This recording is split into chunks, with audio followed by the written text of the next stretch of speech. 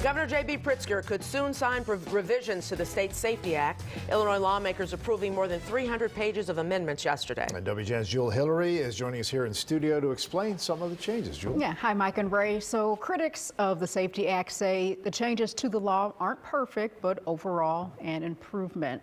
When the legislation goes into effect at the start of the new year, Illinois will become the first state to completely eliminate cash bond. Just before 2 Thursday afternoon, the Illinois Senate voted 38-17 in favor of making changes to the highly contested Safety Act. And so the question is, shall House Bill 1095 pass? And all those in favor will vote aye, opposed nay. The voting is open. Not long after, the House voted to adopt the changes too. The Safety Act passed nearly 2 years ago by the Democratic-controlled Illinois legislature, setting rigorous new training standards for law enforcement, clarifying use of force standards, and requiring body cams on all police by 2025. However, the majority of Thursday's debate focused on the most controversial portion of the legislation, eliminating cash bail starting January 1st, a concern many Republican lawmakers have vocalized. Yes, there are improvements. There are some really crazy things still in this bill. And guess what? The people of this state are going to continue to suffer until we fix this. Among the changes, the new law clarifies that more crimes can result in a person being held in jail while they await trial.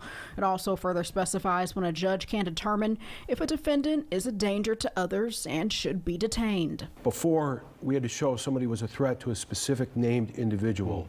Now they have put in the law a threat to the community. So judges can detain people if they're a threat to the community. Benjamin Riddell with the ACLU of Illinois says some of the key changes to the legislation center on ensuring courts have a clear picture on what to do to conduct hearings. For instance, when someone is in jail, on bond, or free in the community.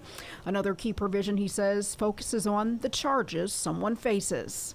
Under what circumstances somebody can be detained on the basis that the court finds that their release would endanger a person or the community.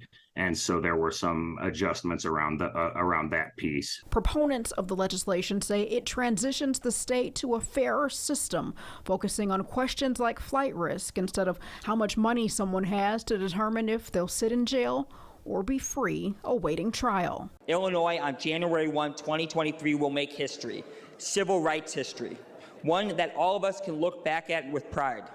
I know I'll say that this is my version of the Voting Rights Act. This is my version of Obamacare.